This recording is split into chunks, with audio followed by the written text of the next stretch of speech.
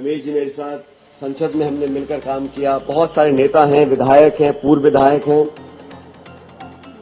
साथियों, मुझसे पूर्व वक्ताओं ने जो बातें बोली मैं उनको दोहराना नहीं चाहता हूं और मैं चंद मिनटों में आप लोगों से सिर्फ तथ्यों पर, वास्तविकता पर और हकीकत में जो दिल्ली में हुआ और जो हो रहा है उस पर कुछ बात करना चाहता हूं। दिल्ली के लोगों ने दोनों दलों को, आम आदमी पार्टी को और बीजेपी को, पिछले 10-11 सालों में 3 बार वोट दिया है। भाजपा की सरकार तीसरी बार देश में बनी है और लोकसभा चुनावों में जनता जनार्दन ने, आप सब मतदाताओं ने दोनों हाथों का आशीर्वाद दिया और भाजपा की सरकार केंद्र में बनाई। और इसी जनता ने, दिल्ली के मतदाताओं ने 3 बार आम आदमी पार्टी की सरकार को चुनकर भेजा। अब मसला यह है कि जनता ने मौका देने का काम किया। केंद्र में सरकार, राज्य में सरकार। 10 साल पहले दिल्ली के क्या हालात थे और आज दिल्ली के क्या हालात हैं। मुझे भी पढ़ाई करने का मौका दिल्ली में मिला और मैं दशकों से इस दिल्ली को देख रहा हूं। ये अतिशयोक्ति नहीं है। इस पूरे मुल्क में जो बड़े बड़े शहर हैं, मुंबई है, कलकत्ता है, चेन्नई है, बैंगलोर है, दिल्ली है, कांग्रेस के शासन में, कांग्रेस की सरकार जब यहां पर थी, जो विकास दिल्ली का हुआ, बहुत सारे साथी मुंबई के, कलकत्ता के बोलते थे कि हमारे शहर की तुलना दिल्ली से करो तो दिल्ली बहुत आगे पहुंच चुकी है। यहां के फ्लाईओवर, यहां के मेट्रो, यहां का इंफ्रास्ट्रक्चर, जो विकास कांग्रेस सरकार ने कराया वो हमारे सामने है। और जब से यहां पर सरकार कांग्रेस की नहीं रही, तब से हमने देखा कि भाषणों में कुछ और बोलना, आश्वासन कुछ और देना और असलियत में दोनों दलों ने, दोनों सरकारों ने वर्चस्व की लड़ाई लड़ी है।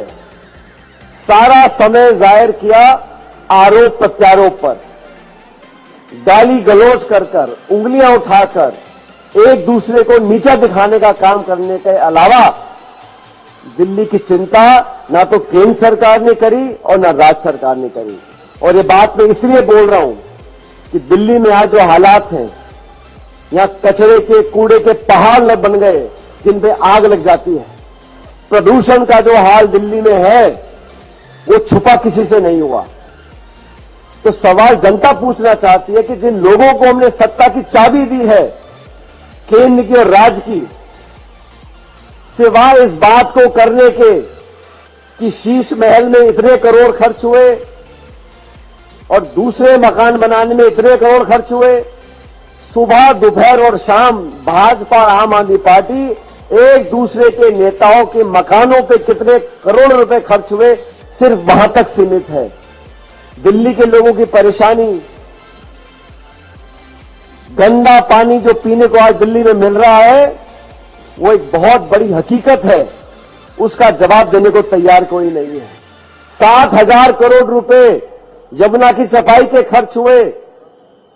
कितनी सफाई यमुना की हुई हम और आप जानते हैं। जिस सीएजी की रिपोर्ट को लेकर तमाम विपक्ष के दल कांग्रेस पार्टी को आरोपी सिद्ध करना चाहते थे, जो कथित रूप से स्कैम हुए थे, आज 10 साल से केंद्र की सरकार बीजेपी की है और आम आदमी पार्टी की सरकार दिल्ली में है।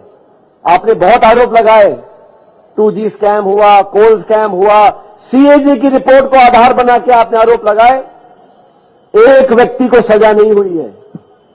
बाद में लोगों ने माफी मांगी है कि एक काल्पनिक हम लोगों ने वैल्यूएशन किया था, 1000 करोड़ की बात करते थे। वही सीएजी की रिपोर्ट दिल्ली सरकार को कटघरे में खड़ा कर रही है।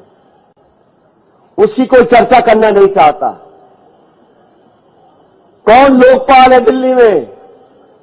केंद्र सरकार ने भ्रष्टाचार की बात करी थी, राज्य सरकार ने भ्रष्टाचार की बात करी थी। अब जवाब कौन देगा? दोनों पार्टियों को जनता ने बहुत समय दिया, बहुत मौका दिया और मुझे भी 20 साल हो गए सभाओं को संबोधित करते हुए। और मादीपुर में यहां पर आकर पवार साहब, मेरा जो अनुभव है, जनता जब चुनावी सभा में बैठती है, उनके चेहरे, उनका हाव भाव, उनका जोश देखकर मैं तो भाग जाता हूं कि अपना कैंडिडेट कितना मजबूत है और मुझे कहने में कोई संकोच नहीं है। आज जेपी पवार साहब यहां पर जो उम्मीदवार चुनाव लड़ रहे हैं, एक की तो विकेट गिर गई थी, दूसरा लेकर आए, मुझे बताया आपने। जितने लोग चुनाव लड़ रहे हैं, आज सबसे आगे अगर कोई व्यक्ति है तो वो जेपी पवार है मादीपुर से। ये जनता यहां की बता रही है, यहां की उपस्थिति बता रही है। और आपके बीच में न सिर्फ इन्होंने, इनके पूरे परिवार ने 5 साल तक सत्ता के लालच को दूर कर कुर्सी की चाहत को दूर रखकर एक भाई बेटा बनकर आपकी सेवा करी है। सुख दुख में, चाहे कोरोना काल हो, चाहे कोई भी आफत आई हो, हर क्षेत्र में आपकी हर तरह मदद करने की कोशिश की है। इसीलिए खड़गे साहब ने, राहुल गांधी जी ने इनको यहां से दोबारा आपका उम्मीदवार बनाया है। मुझे पूरा विश्वास है साथियों,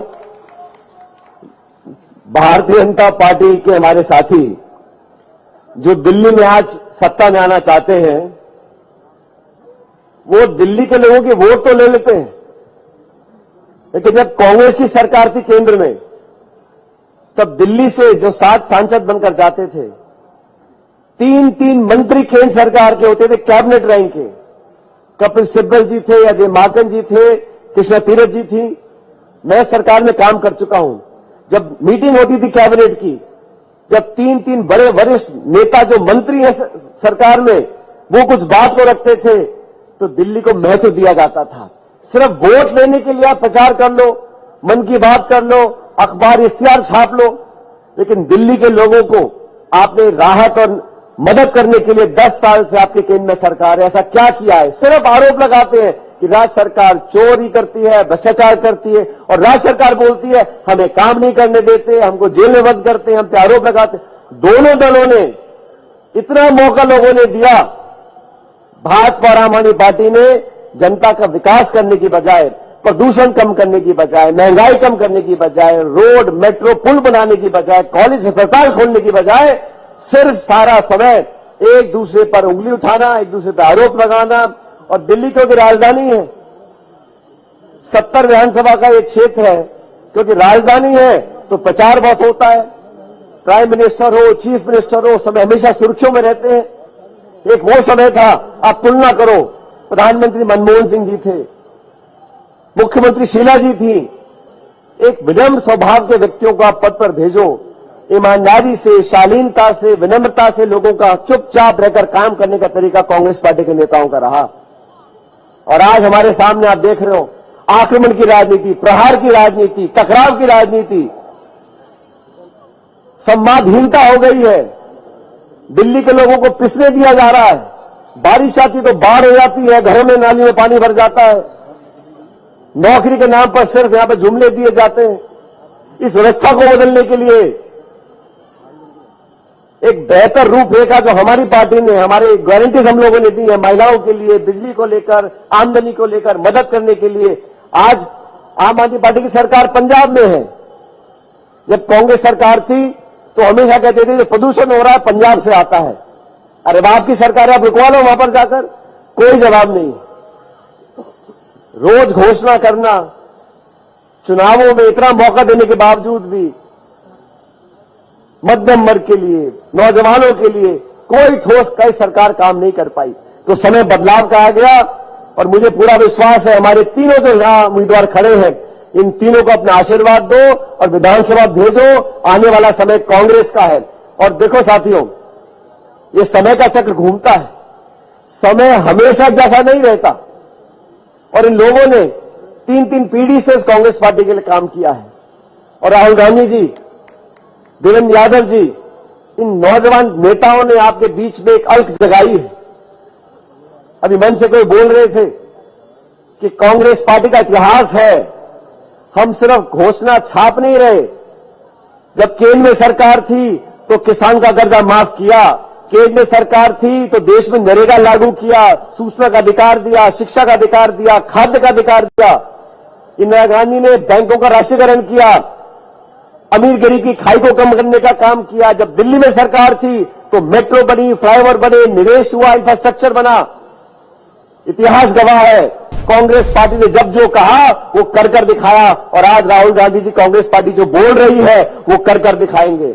समय बदल रहा है। दोनों बड़े दल दिल्ली में जो विधानसभा लोकसभा चुनाव जीत गए, इतने विचलित हैं।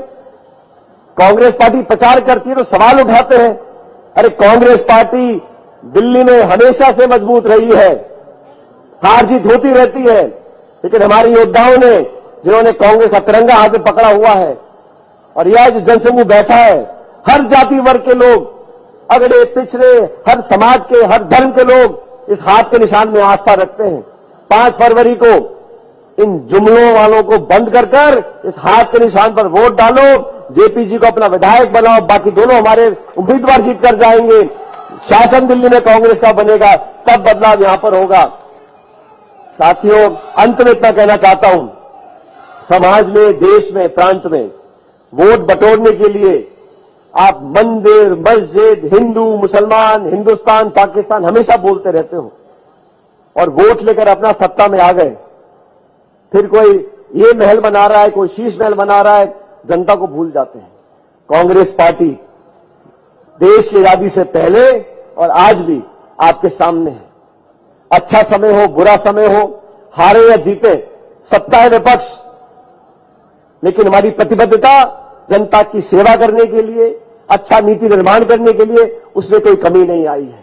और आप सब जानते हो, अलग अलग जुमले आजकल 2 हफ्ते से देख रहा हूं मैं, रोज कोई ना कोई दोनों सरकारों के नेता कुछ ना कुछ बात बोल के वोट लेना चाहते हैं, लेकिन कांग्रेस पार्टी सबको मान सम्मान देकर, बिना भेदभाव के, बिना पक्षपात के सबको साथ लेकर आगे चली है। इसलिए मैं कहता हूं 5 तारीख को जात पे ना पात पे मोहर लगेगी हाथ पे। आप सबका बहुत बहुत धन्यवाद। राम राम साहब।